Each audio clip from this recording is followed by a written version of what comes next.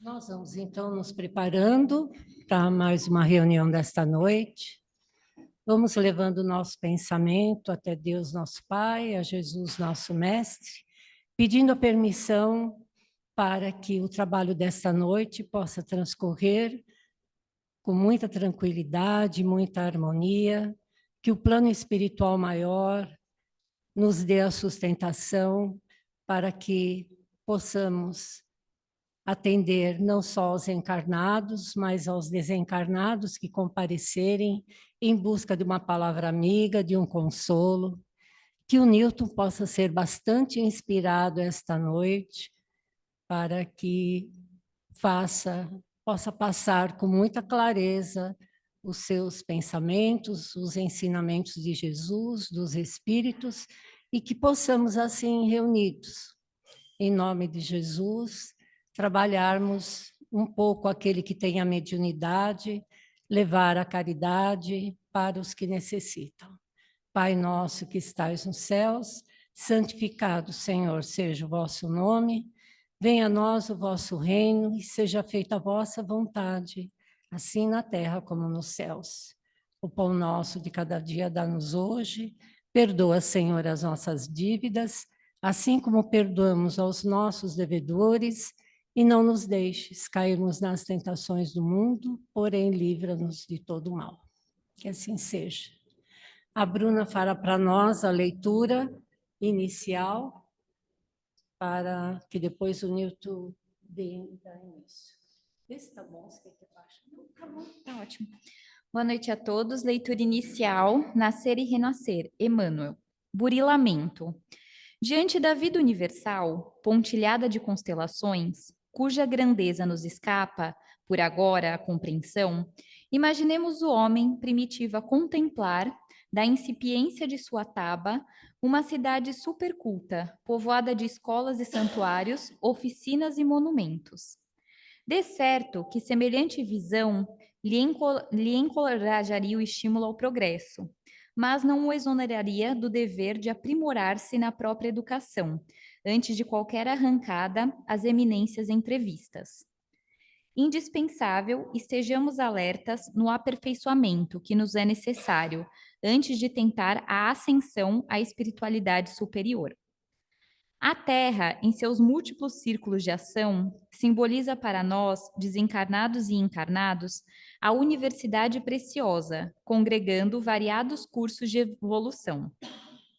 A dor e a dificuldade, o trabalho e a aprovação, em suas esferas de serviço, representam matérias abençoadas, em cuja assimilação ser-nos-á possível efetuar o próprio burilamento, a feição do diamante, que, aprisionado ao cascalho, reclama o esmeril que o dilacera, convertendo-se, por fim, na pedra formosa e rara, suscetível de refletir as magnificências da luz. Nosso problema essencial, por enquanto, é o de nossa própria adaptação às leis divinas, de que Jesus Cristo, ainda e sempre, é o nosso exemplo maior. Semelhante adaptação se constitui de humildade e de amor, para que a sabedoria celeste encontre em nós a justa ressonância. Contemplando as estrelas e indagando acerca dos mundos sublimes, não nos esqueçamos da própria sublimação, a fim de que, transformados um dia em estrelas conscientes no campo da vida, possamos, em qualquer parte, retratar o eterno bem, realizando, com a nossa simples presença, a exaltação do Senhor.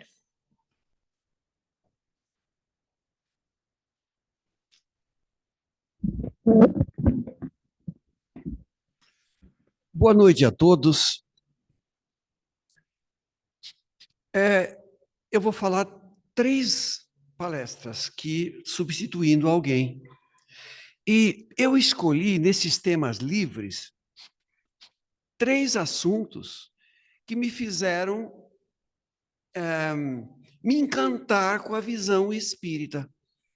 Porque eu venho de uma religião muito boa. Eu não aprendi nada com relação ao amor ao próximo, respeito a Deus, não aprendi nada. Tudo que eu aprendi, eu trouxe de lá. Portanto, o meu passado em termos de religião foi muito bom. Então, o que é que fez diferença? A explicação de como procedia do desenvolvimento espiritual. E eu comecei de uma visão do espiritismo que me encantou. Uma delas foi a evolução.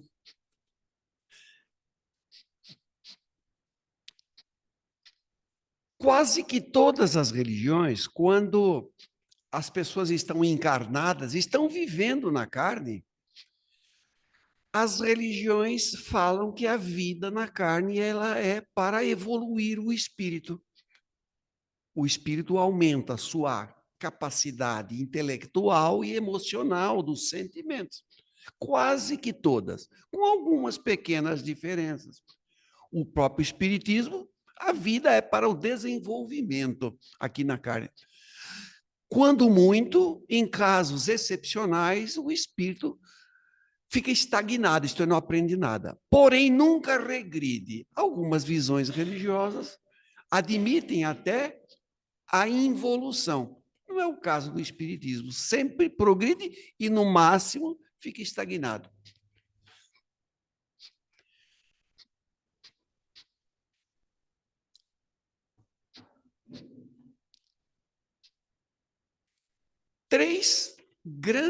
Quatro grandes conceitos que as religiões abordam.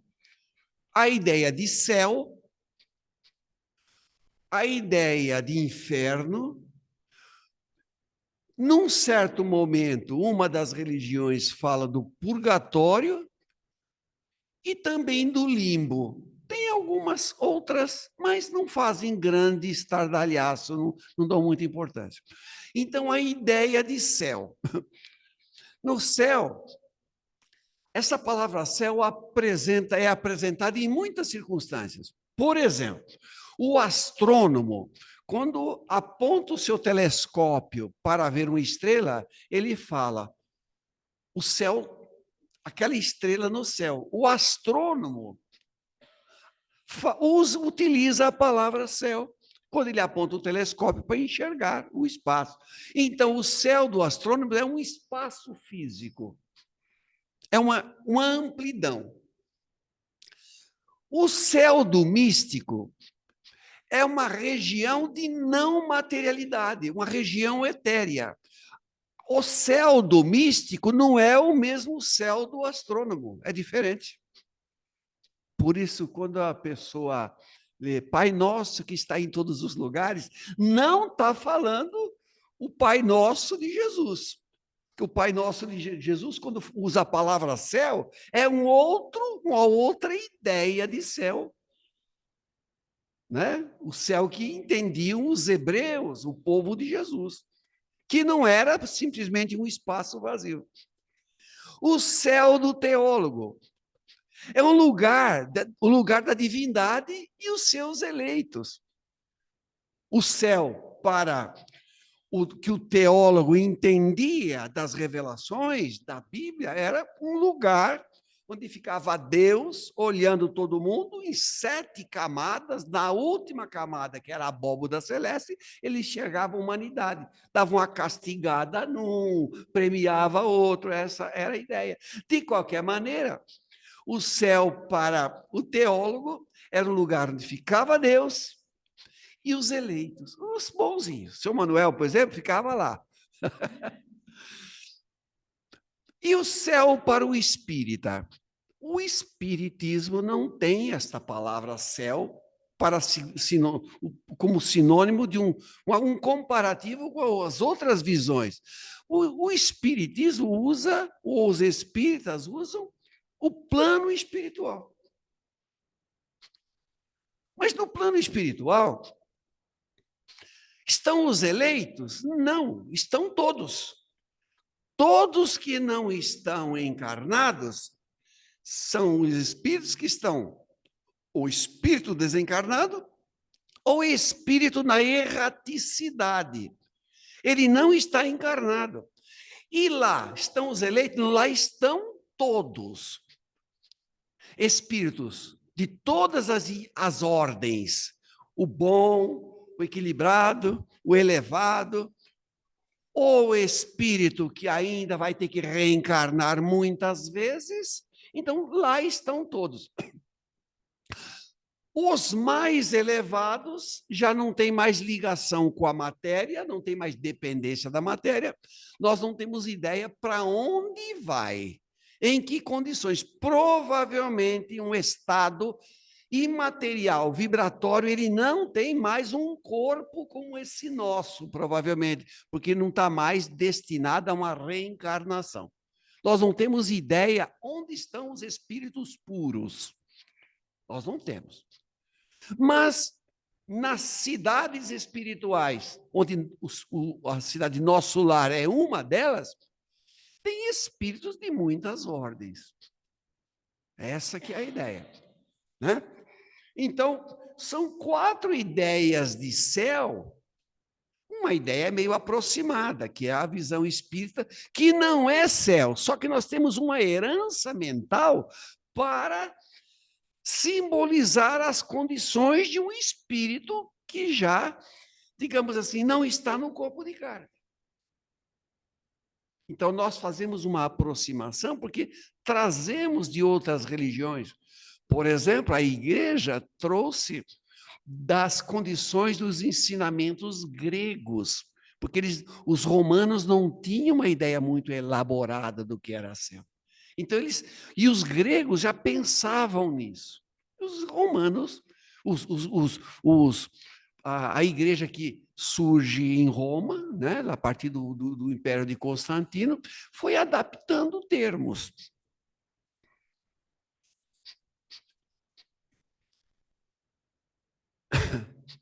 Para as religiões, de um modo geral, o céu é lugar de seres em condições elevadas, em relação à vida na Terra. Essa é a ideia. Estou num céu de brigadeiro, quer dizer, quando o avião não passa por turbulência, estou num céu de brigadeiro. Essa palavra céu representa para as pessoas a ideia de um lugar muito bom, né? Para o espírita, não. Para o espírita estão espíritos de todas as ordens.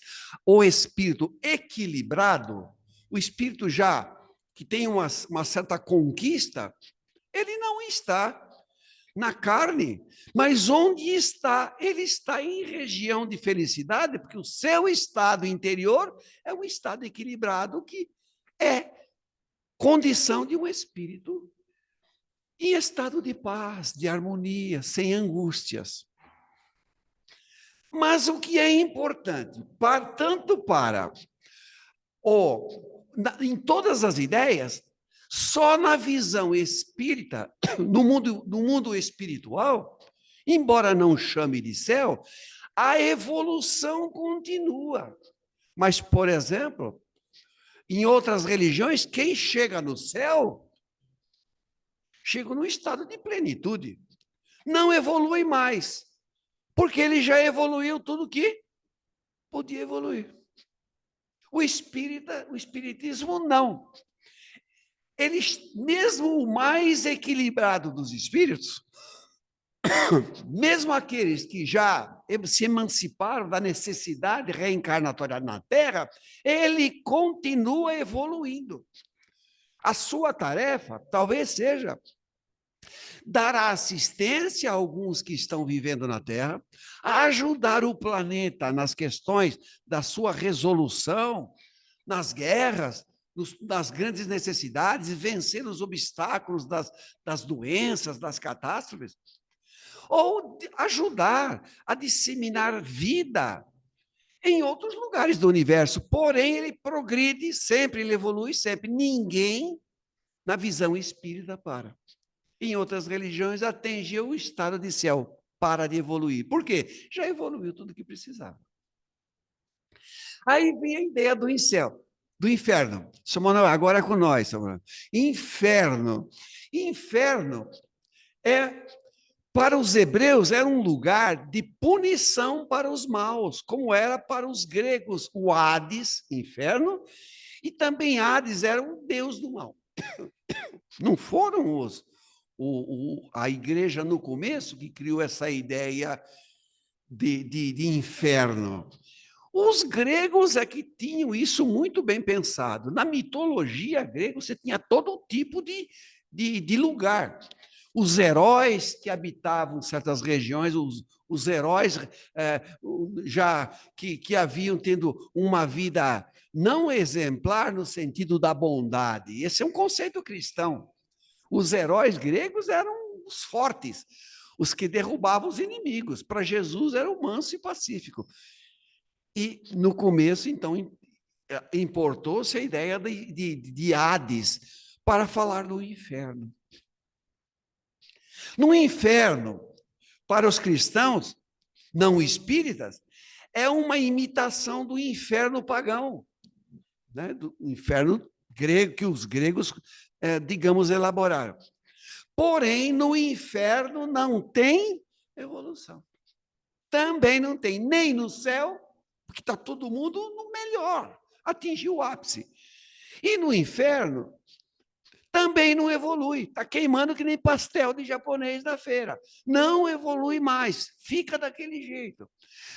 No espiritismo, não. Se você tiver num umbral ou um lugar muito mais difícil, dado as condutas equivocadas contra a lei divina na Terra, até mesmo nas piores condições simbolizadas pelo inferno, o espírito evolui. Isso me encantou. Então, no céu, trabalha. Céu, trabalha. Inferno também trabalha. Marcos, no céu trabalha e no inferno trabalha também. Não tem. A evolução se dá até atingir a perfeição. A perfeição relativa, não a perfeição de Deus. Então não para.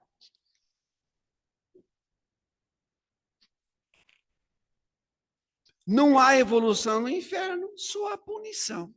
Aí vem um outro pilar, que é a questão do purgatório. Inferno não evolui. Céu também não evolui. Por um motivo, está na melhor das condições, não tem mais o que evoluir. E o inferno não evolui porque vai pagar os seus pecadinhos eternamente. Então, no ano de 593 depois de Cristo, não existe na Bíblia o conceito de purgatório. Mas o conceito de purgatório, embora não na Bíblia não tem, então teologicamente não apresenta, os doutores da lei chegaram no impasse. O que é que vamos fazer? Pecadão, inferno. Bondades, céu. E quem é mais ou menos? Vai queimar em fogo brando. É um pecado intermediário. Ele vai para o purgatório e de lá ele pode migrar para o céu. Ele não vai para o inferno. Do purgatório, ele emigra, ele evolui para o céu. Só que não é dito na teologia como é o processo, o que é que ele faz no purgatório para ascender, para subir nessa hierarquia, para sair do purgatório e ir para o céu. Mas entre os três, inferno, céu e purgatório, o purgatório é o que mais se aproxima da visão espírita. Progresso depois da morte. Porque em dois deles está proibido o progresso. Mas no purgatório ele pode progredir. Só que ninguém é. A constituição dos elaboradores do purgatório não diz como é. O que é que se faz no purgatório para ele alçar a condição de um espírito que mereça viver no céu? Porém, isso não foi uma decisão dos tempos de Jesus, como alguns conceitos,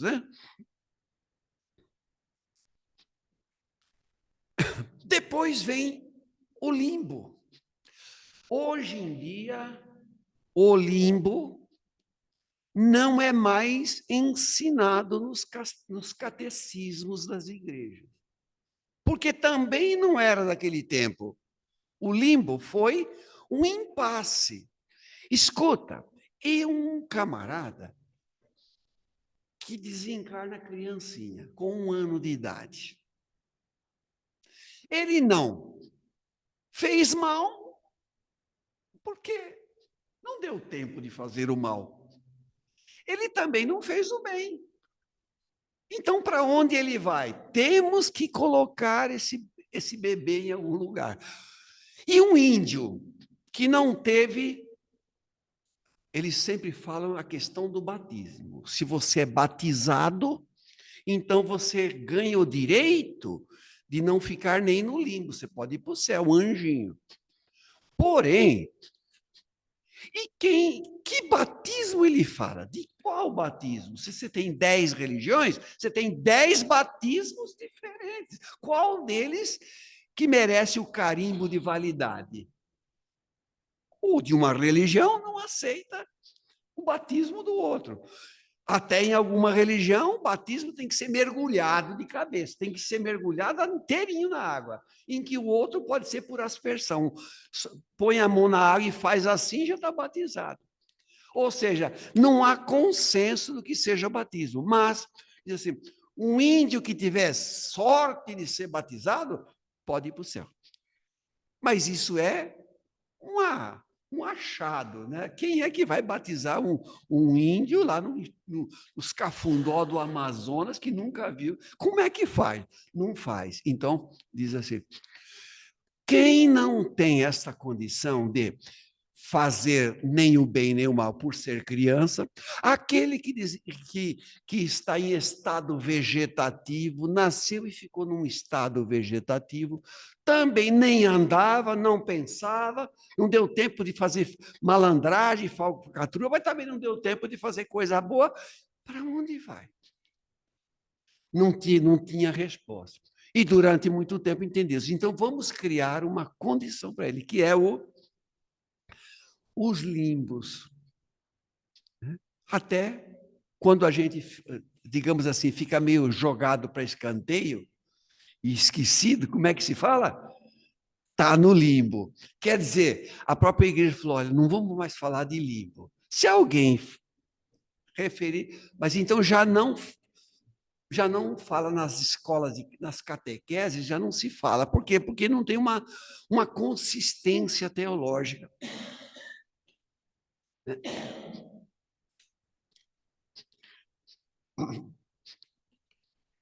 Como que os espíritos enxergam essa maneira de adaptar termos que representem as possibilidades do pós-morte? No limbo também não se fala em progresso espiritual, então não fala em evolução. Então os espíritos dizem, é pobreza de pensamento, pobreza de interpretação. Por isso que os espíritos tentaram explicar com detalhes como é a vida em todos os planos. Em todos os planos, a evolução é contínua. Então, para o espiritismo, a evolução é contínua. Não interessa o estado que haja. E aquele que não nasceu com o uso da razão, não fez o bem nem o mal, não tem problema. Ele é um espírito que não nasceu ali. Quando ele saiu do ventre da mãe, do útero materno, ele já tem centenas ou milhares de anos. Então, ele teve possibilidade de fazer o bem e o mal em outras vidas. E qual é a diferença? Ninguém vai queimar eternamente no inferno. Ora, o que é consolar alguém que sofre?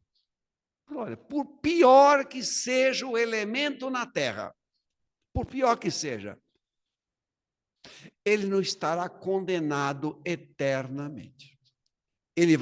só que ele vai ter que ganhar com a sua transformação, com todos os valores que ele tem, com as reencarnações, nas mais diferentes situações, mudar suas tendências. Então, por pior que seja alguém, no campo da maldade, o ímpio, que é a maior expressão da maldade, não estará condenado eternamente.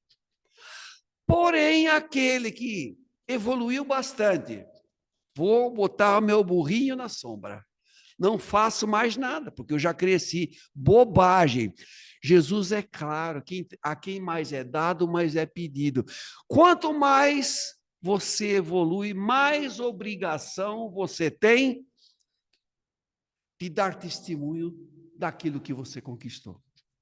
Então, não pensa que existe uma caderneta de poupança onde você pega o que você já conseguiu angariar, bota e vive de juros. Não tem isso. E qual é o trabalho dos espíritos mais elevados?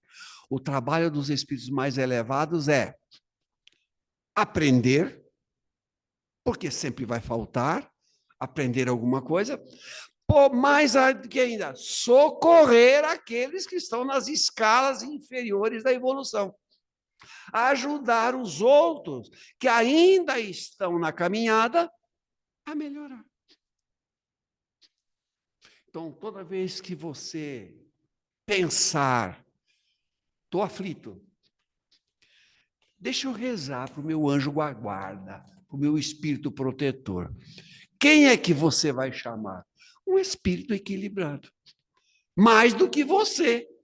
Porque, como disse o Divino Mestre, senão seremos um cego a conduzir cego. Se eu preciso de socorro, de ajuda, e abro o meu coração, pedindo, porque só a minha força não está sendo suficiente, será permitido que um espírito melhor, mais evoluído, que conquistou sua evolução por meio do trabalho e do aprendizado e da mudança do caráter,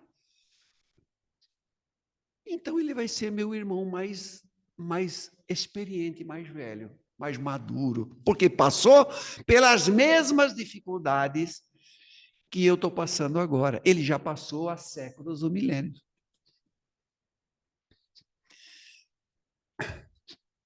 Então, a pobreza da arquitetura religiosa, pobreza de religiosidade, pobreza de religiosidade racional, sem argumentos para explicar a justiça e o amor da lei divina. Lembra de uma metáfora que Jesus utiliza? Da figueira seca? Jesus fala da figueira seca. O que era dito? A figueira seca, ela estava na época de dar frutos e não dava frutos. Isto é, o que é a figueira que era bonita, encopada, que tinha vitalidade, e as pessoas estavam embaixo dessa figueira, numa fresca, numa boa. Mas esperavam que tivesse figos daquela figueira. E não tinha.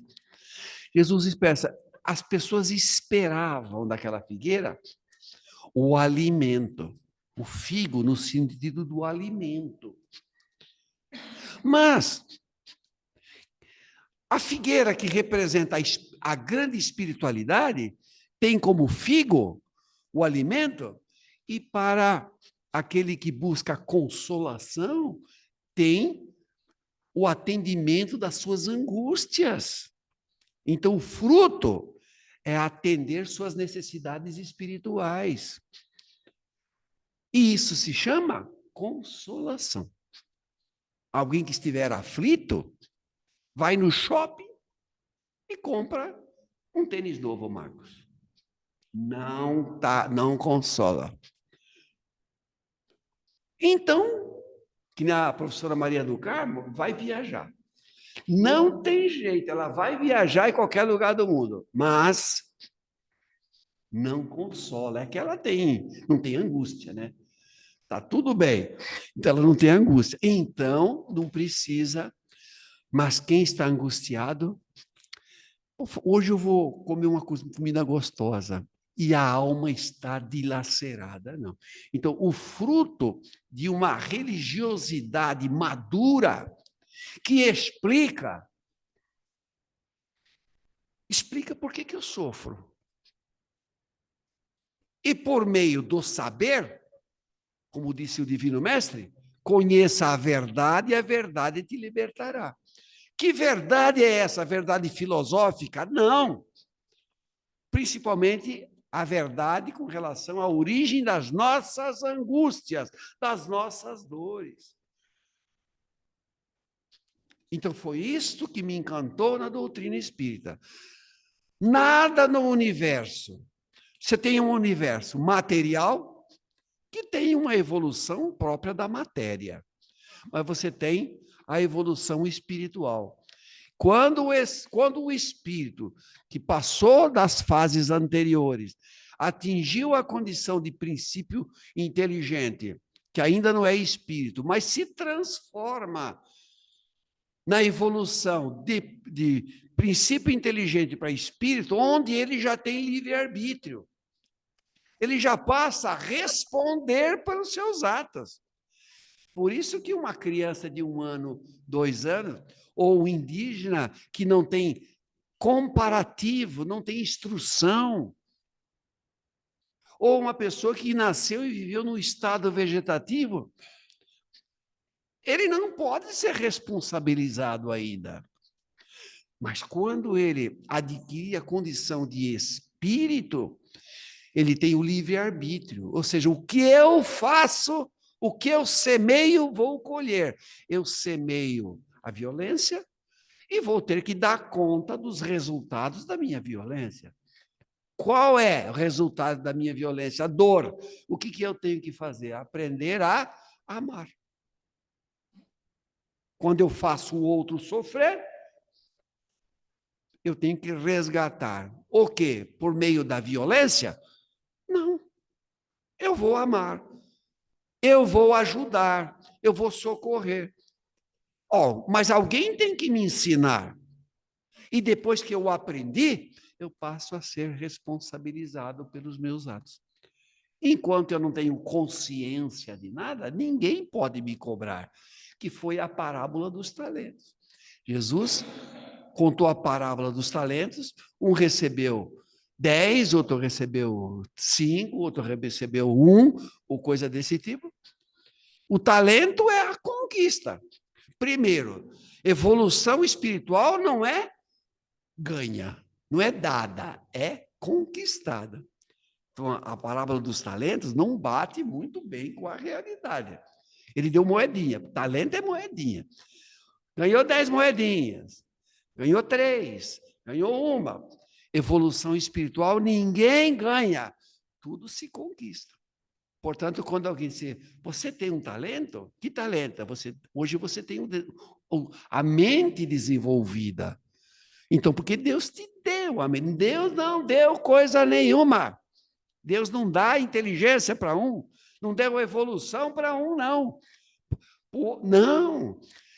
Ele te deu a capacidade de desenvolver. É isto. E você vai conquistando ao longo das reencarnações o aprendizado. Errou, falhou, refaz quantas vezes forem necessárias. Eu paro aqui.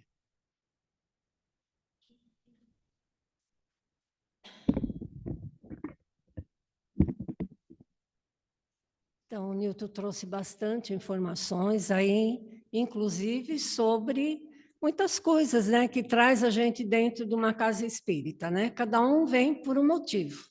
Ele ficou fascinado, um dos aspectos, pela evolução, que é um assunto, né, que desde o ser humano, desde a sua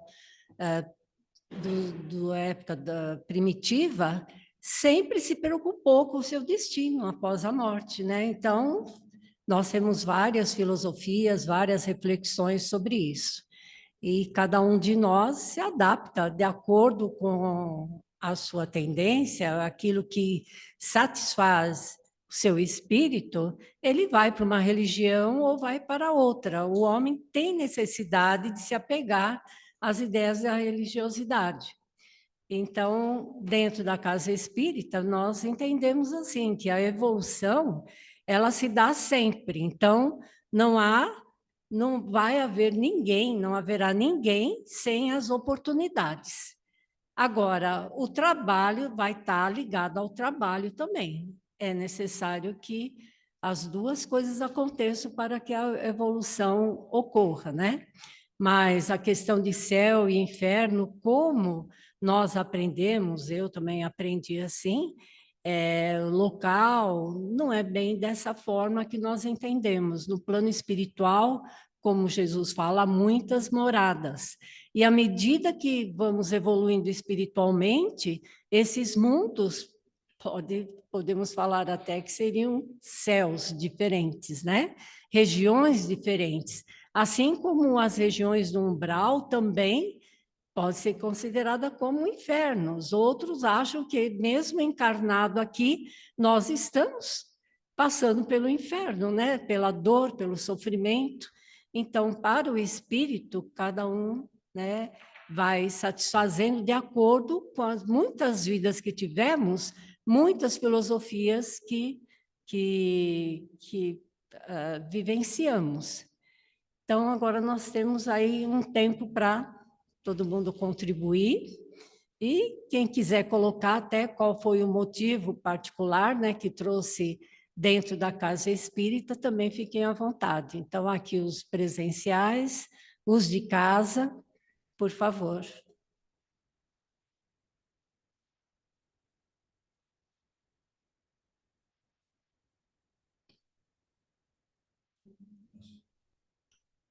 Pois não, senhor. Aliás, se puder deixar no outro, sabe por quê? Nós não vemos todos aí, se alguém levantar a mãozinha, eu não vou ver. Hã? Bom,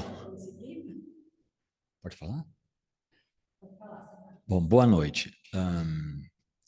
Diante do que o Newton falou, daquilo que o encanta, né, no Espiritismo, eu teci algumas reflexões e uma das coisas que me encanta no Espiritismo é como a linguagem humana nos leva a uma evolução de humildade.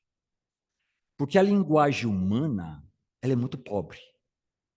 Então, nós temos que entender que nós não sabemos nada. Sei que nada sei. Essa é uma atitude humilde. Como o Newton falou, a gente foi vendo que durante toda a evolução do homem na Terra, ele foi interpretando o céu, ele foi interpretando o inferno, ele foi interpretando coisas dentro dos instrumentos que Deus nos deu. A linguagem é um instrumento que Deus nos deu. Então, é através desses instrumentos que nós trabalhamos aqui na Terra, que nós evoluímos aqui na Terra, e evoluímos em espírito. Os exilados de Capela, talvez muitos de nós sejamos descendentes, quando vieram para cá, trouxeram para aquela raça que estava aqui, primitiva, os conhecimentos intuitivos do que já viviam lá. Então, muitos desses conceitos religiosos que o homem, 500, 400 anos de Cristo, já apresentava filosoficamente, eram decorrentes dessa intuição, desse conhecimento que o homem já teve em outro local. E ele foi passando. Por exemplo, quando a Bíblia fala do primeiro homem, Adão, eles estão se referindo à primeira raça adâmica que veio para cá dos exilados. Não houve Adão, houve uma raça adâmica, dividida em 4 tipos: os hindus, os egípcios, os hebreus e os hindus. Então, o homem sempre trabalhou isso. Nós estamos agora num período de transição. Num determinado momento, as portas vão se fechar para aqueles que não atingiram uma vibração adequada para a Terra, que vai ser um plano de regeneração. Essas pessoas não vão poder entrar mais na arca. Olha lá, a ideia da arca. E aqui na Terra já existem navios levando pessoas para um determinado local para aguardar esse momento. Olha a ideia de embarcação, a Arca de Noé. Então, todas essas inspirações o homem trouxe para cá. Aí eu vou dizer uma coisa para vocês. A linguagem real é a linguagem de Deus. Essa é um conceito, todos os conceitos reais são de Deus, são conceitos absolutos. O que é o contrário de absoluto? É o nada? Não existe nada. Não existe. Deus está em tudo. Então, se esse conceito absoluto não tem como esse contrário, qual é o contrário absoluto? É o relativo. Então, todos os nossos conceitos, todos são relativos. Você pode procurar autores de direito, dentro da medicina, dentro da ciência, todos são unânimes. Tudo é relativo nessa nossa vida. Então, se vocês pegarem um copo, vocês vão dizer, o copo está vazio. Está vazio? É porque sua visão é fraca. Porque ele está cheio de oxigênio, cheio de bactéria que você não vê. Então, é através desses conceitos. Então, o vazio não existe? Não, existe, porque a nossa palavra é um instrumento que Deus nos deu. Para nós existe. Mas não existe. É um conceito relativo. E isso é para todos os outros conceitos. Os conceitos de bem e mal, de certo e errado, de tudo que nos rodeia, de dor, de sofrimento, todos, de amor, todos os nossos conceitos são relativos. Porque absoluto só Deus. E para chegar lá nesse conceito, nós temos uma caminhada muito grande ainda. Então, nós temos que nos conservar no nosso momento de humildade e cada vez mais estudar. Nós estamos aqui para estudar, aprender. Então, vamos estudar, aprender com os nossos instrumentos. Sabemos que nós estamos muito longe dos verdadeiros conceitos absolutos. Obrigado. Não, eu estou vendo a mãozinha da Andréia. Andréia, pode falar. Oi, boa noite, pessoal. Excelente palestra, tio. Foi bastante inspiradora. Eu realmente acredito que o Espiritismo ele traz respostas que as outras religiões deixam a gente um pouco no limbo das respostas, né? Às vezes traz um certo misticismo em questões que o Espiritismo acaba trazendo de uma forma mais contundente. Mas, para mim, estudando o Espiritismo, tendo a oportunidade de me desenvolver na doutrina, mais do que nunca eu aprendi uma coisa, que Deus é. E a nossa capacidade de compreensão do que Deus é ainda está muito acima daquilo que a gente pode entender com esses mecanismos que nós temos, com esse corpo que nós temos, com a consciência que nós temos. A gente tem um vislumbre, mas não sabemos exatamente. A gente ainda não tem essa capacidade de chegar até lá. A gente não tem nem palavras, né? Falta vocabulário para a gente poder descrever. Mas a gente sente a presença dele, a gente sente os efeitos. E isso não é menos meritório, muito pelo contrário. Outra coisa que eu tenho me fortalecido muito no Espiritismo é que ele é, de fato, consolador. E acho que, de todos os desafios da minha vida, hoje, ter o conhecimento da doutrina, estudar a doutrina, é o que fortalece o meu amor por todas as pessoas, esse amor que ampara e a fé que realmente me estrutura para acreditar que existe muito mais do que aquilo que nós vemos, existe muito mais do que aquilo que nós vivemos aqui, essa experiência humana que temos todos nós enquanto espíritos. Sabemos que o corpo possui as suas limitações, então é natural que a nossa visão seja limitada conforme esse veículo que nós temos. Mas nem por isso o Espiritismo deixa de ser consolador, nem por isso o Espiritismo deixa de trazer a consciência de que existem outros mundos, de que estamos sempre evoluindo e de que sempre há oportunidade bendita pelo Pai, que estamos sempre ancorados e amparados pela providência divina, que tudo assiste, que tudo nos ampara, nesse grande amor fraternal, do qual compartilhamos todos os dias, todos os encontros, e é esse movimento que faz a vida de fato valer a pena, e aproveitar a oportunidade de estarmos aqui encarnados para a gente pagar, né, saldar um pouco dessa nossa dívida e pelo menos sair melhor do que entramos. Obrigado, André. Mais alguém? Aqui também. Os presentes. Quem? Todas as religiões reencarnacionistas atrelam a multiplicidade de existência à evolução. Quem seria a RR? Desculpa, Regina. A Regina? Você consegue ler lá a pergunta, por favor? Regina, fala, que fica melhor. Bom, vou tentar falar. As religiões reencarnacionistas, elas pressupõem que as reencarnações existem para o aprimoramento da essência, que é o que evolui.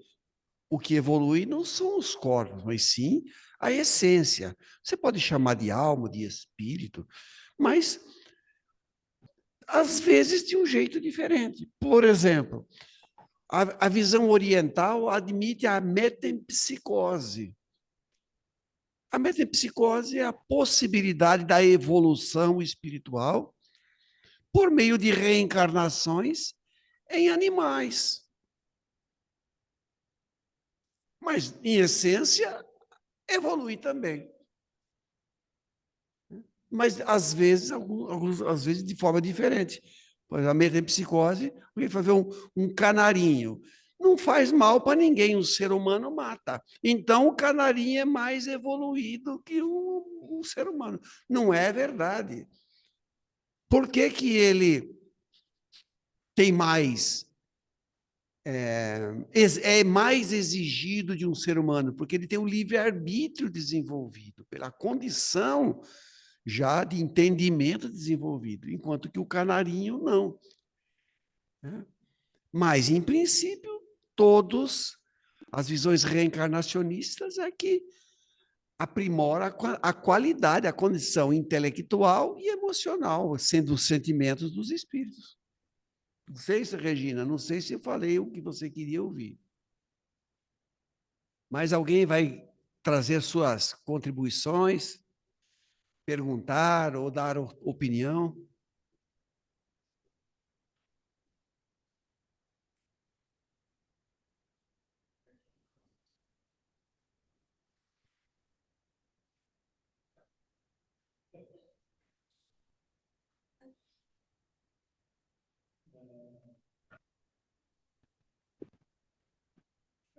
Boa noite. Me ouvem? Sim, auxiliadora, pode falar. Então, eu venho também de família católica, né? E na época de fazer o catecismo, eu dei uma fugida da igreja, porque a gente não podia questionar, né? Tinha que receber aquilo que era trazido para a gente e a gente não podia fazer pergunta, não podia questionar o que quer que fosse, né? E depois, mais tarde, com uma questão de problema de saúde de uma das minhas sobrinhas, eu fui apresentada ao Espiritismo. E aí consegui me adequar, né? E me sentir bem, porque além da questão dessa consolação que o Espiritismo traz, mostrando a nossa imortalidade, a nossa evolução, né? Que ela não termina com na possibilidade de uma existência de 80, 100 anos. A gente não pode progredir tudo que precisa e que tem a alcançar numa existência tão curta. Esses esclarecimentos trouxeram uma luz para mim, né? Trouxeram equilíbrio, porque essa ideia realmente quando a gente desencarna, ou vai ser punido eternamente, ou vai ficar lá no meio do caminho, tendo que se esforçar, talvez, sabe-se lá Deus como, né? No purgatório, ou vai para o céu se alguém julgou que a gente foi bonzinho, né? Era uma coisa muito angustiante para mim. Então, o Espiritismo realmente tem esse aspecto de trazer esses esclarecimentos, essas verdades para a gente, que trazem, eu acredito, para a maioria de nós, o equilíbrio que a gente precisa diante das dificuldades, né, que a gente passa. Então, Obrigado, realmente é auxiliadora. um aspecto, né, muito importante. Obrigado, senhor. Uma das mais extraordinárias manifestações da sabedoria, uma dessas foi o Sermão na Montanha. Como entender a ideia dos felizes os que sofrem? Quem achar que felicidade, sofrimento é felicidade, está doente. A menos que essa ideia de sofrer seja compreendida de uma outra forma. Quando o espírito, na sua tarefa de reconstrução íntima dos erros cometidos, partindo para uma nova condição de alguém que desperta pelo mal para o mal que fez e decide fazer diferente, decide fazer melhor, trabalha para corrigir-se, provavelmente vai sofrer alguns remorsos, algumas tristezas pelos atos que fez. Então, esse sofrimento não é só a dor do corpo, é um estado de angústia que está existindo por sua condição de transformação, e ele toma consciência dos erros cometidos e, a partir dali, começa a fazer melhor. Nesse sentido, você pode entender que felizes os que sofrem. Então, às vezes, o espírito ainda não adquiriu a condição de sofrer, porque não tem estatura para sofrer, não tem ombros fortes para sofrer. Ainda não chegou o seu momento. Mais alguém?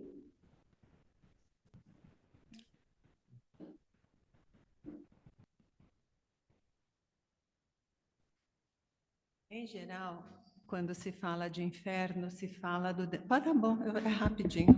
Se fala do demônio, do Satanás, ou os outros nomes que são dados. E nós observamos que em muitas denominações cristãs é atribuído, inclusive, o erro humano à influenciação desse Satanás, né, que cuidaria do inferno. Eu gostaria que você trouxesse a sua visão disso, por favor. Na doutrina espírita, os espíritos maus são os homens, são as pessoas aqui que viveram, que ainda não adquiriram o seu equilíbrio. E pode funcionar num processo obsessivo. E os espíritos ensinam que quando eu estou desequilibrado, quando eu não estou bem, eu abro campo aos espíritos desequilibrados que adquirem sintonia comigo e eu com eles. Então, a ideia do demônio na Grécia era o daimon, era um gênio, não tem essa ideia de demônio. Tanto é que quem lê a filosofia pré-socrática e socrática mesmo, vai ver que o Sócrates ficava debaixo dos pés de oliveira, só falando de filosofia e conversando com o seu daimon. O daimon não era demônio, era um gênio. Também uma outra era o Lúcifer. Lúcifer é a ideia de um espírito de luz que um dia transgrediu, resolveu pensar. A Melanie Klein fala que todo aquele, toda pessoa que decidir pensar vai acabar sendo expulso de algum paraíso. Sempre vai ser expulso de um paraíso. Basta que Jesus foi expulso de um paraíso. Foi tratado a paulada. E todos os outros da humanidade. Existe um conceito do Moloque. Moloque, tanto é que um moleque em Diarbado, a palavra Moloque quer dizer demônio. O Satã são formas de tentar dizer de um espírito mau. O espiritismo trata o espírito que ainda não está equilibrado, que desencarna assim, e que, por sintonia, se aproxima de nós. Eles são nós. Daqui a um tempo, se nós não melhorarmos, não corrigirmos, iremos, digamos, talvez em algum momento, dar vazão à nossa brutalidade, estimulando o fracasso de alguém, a angústia de alguém. Então, no Espiritismo não tem esta ideia, embora existam os espíritos que não sejam equilibrados. Eu não sei se era isso que você tinha falado.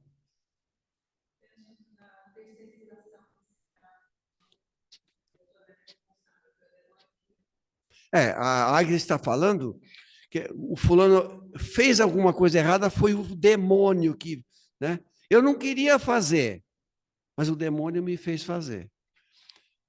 Na verdade, não exclui a possibilidade de um espírito obsessor induzi-lo, mas a responsabilidade é dele, é a pessoa que faz. Porque se alguém agir se alguém me induzir, é porque eu permiti pela minha fraqueza, pelo meu desequilíbrio. Não há desculpas, absolutamente. Não há desculpa. Né?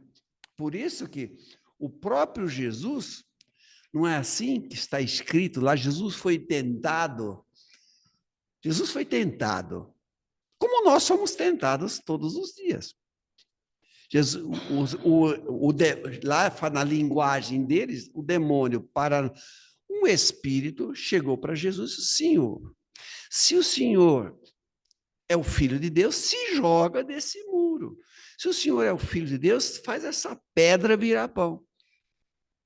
Ele também foi tentado, como nós somos todos os dias. Alguém dá uma fechada no trânsito, eu começo a xingá-lo.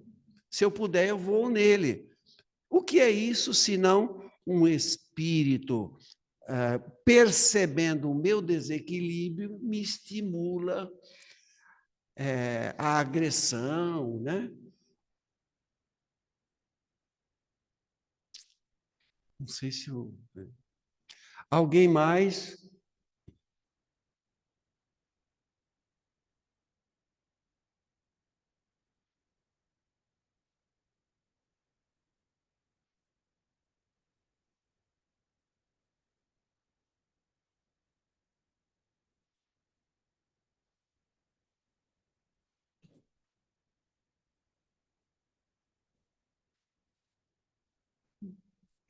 Ainda temos alguns minutinhos, se alguém quiser colocar alguma coisa a mais, aqui também os presentes. Por favor, Zilma. Rapidinho. Boa noite a todos. Obrigada, tio, da palestra. Queria contar para vocês uma metáfora, talvez eu me enrole um pouquinho, que eu vou resumir ela bem, mas é do homem que foi expulso do inferno. Então, o tio trouxe do céu, como essas palavras são relativas, e o que me encanta bastante no Espiritismo é o respeito pelas outras religiões. Esse homem, ele estava muito preocupado, ele queria muito, na verdade, ir para o céu. E aí ele tinha uma preocupação que Deus precisava pensar em tantas coisas se ele não ia esquecer dele. Então, toda vez que ele ia na igreja dele, ele tinha um pote e ele colocava um feijão dentro do pote para no dia que ele morresse, ele fosse mostrar para Deus quantas vezes ele tinha ido à igreja. Só que toda vez, ele só não estava fazendo besteira na vida dele quando ele estava dentro da igreja. E dentro da igreja também ele não ouvia muito, ele não tinha muito sentido o que ele estava fazendo lá, até que um belo dia, indo para a igreja, ele atropelou uma pessoa sem querer, levou essa pessoa para o hospital, a pessoa foi socorrida, atendida, e ele chegou meia hora atrasado na igreja. Como ele estava muito centrado nesse propósito, ele colocou meio feijão dentro do pote e seguiu a vida. E teve o dia que ele morreu, e ele acordou no inferno, com o pote dele, com meio caroço de feijão dentro, desesperado, o anjo da guarda dele ao lado, e ele chorando, gritando que não era para ele estar lá. Ele não escutava o que o anjo dizia, que o anjo ia ajudá-lo, mas ele não conseguia escutar da preocupação que ele estava. E aí, no dia que ele conseguiu escutar, o anjo falou para ele: faça do inferno o seu céu. E aí, o homem não entendeu direito isso. Aí ele falou: aqui no inferno tem um monte de gente precisando de ajuda. Vê o que você consegue fazer aqui. E aí, esse homem começou. Amparava um, consolava o outro. Devagarzinho, ele ia sendo procurado por aquelas pessoas que estavam sofrendo tanto. E aí, realmente, o inferno já não estava tão inferno para ele. Ele estava ocupado, estava ajudando, nem doía mais tanto, mas ele começou a incomodar o diabo. E aí o diabo chamou ele e falou: escuta, você está atrapalhando aqui a minha tarefa. Então, estou expulsando você nesse exato momento. E aí o homem foi para o céu, mas dentro do coração dele ele já estava lá. Então, é essa historinha que eu queria dividir com vocês. Obrigada. Obrigada, senhora. Não é isso. E uma prece, quem poderia fazer para nós, para encerrarmos a nossa reunião, que já estamos no horário? Alguém de casa, alguém daqui? Por favor. O Marcos, então, fazer a prece por nós. Sim, muito bom. Então, aproveita, Marcos.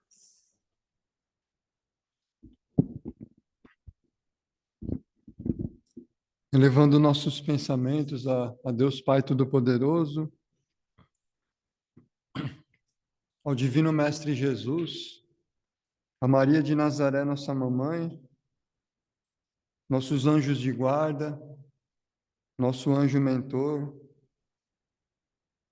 ao plano maior da espiritualidade, todos os mensageiros e trabalhadores do plano maior, por gratidão, por mais essa noite de estudo da nossa doutrina, em gratidão por essa oportunidade, vibrando por todos nós aqui reunidos, os que não puderam estar aqui presentes, e pela oportunidade minha particular de estar aqui. Como foi citado hoje, seria aniversário da nossa mamãe, da minha mamãe, do Daniel, pela oportunidade que Deus nos deu dela ter nos gerado, pela existência nossa e pelo amor, pela dedicação que ela fez, portanto, aqui neste plano, como mãe, como amiga, como esposa, e a nossa gratidão. Emanando vibrações de amor, de sustentação a todos os enfermos, a todos os moradores de rua, os que não têm um alimento, que não têm uma cama para dormir, aos nossos governantes,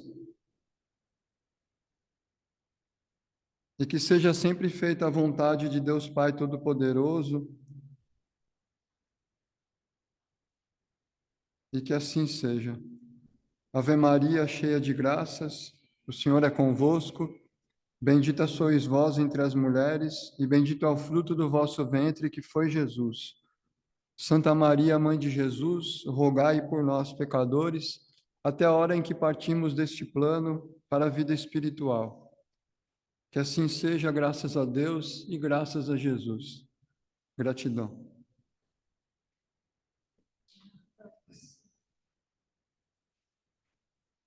Agradecemos ao Marcos, então, pela nossa prece. Alguém gostaria de colocar alguma coisa? Ficou faltando? Aqui também. Falar alguma coisa, Maurício? Não, Não? agradecer só.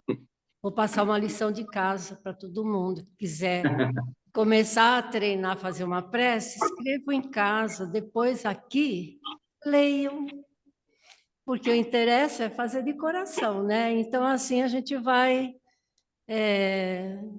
vencendo algumas barreiras que às vezes fica com receio de fazer.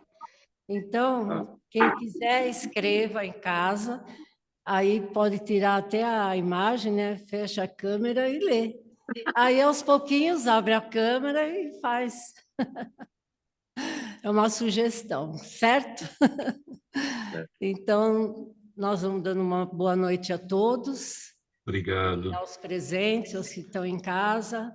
E bom resto de semana aí para todo mundo. Obrigado, bom trabalho para vocês. Fiquem com Deus, boa semana e até sábado, se Deus quiser. Se Deus quiser. Obrigadão, boa noite. Gente. Obrigado. Fique com Deus. Bom trabalho. Obrigado, gente. Gratidão, Nilton. Boa noite, bom trabalho. Fique com Deus. Boa noite. Obrigada, tio Nilton.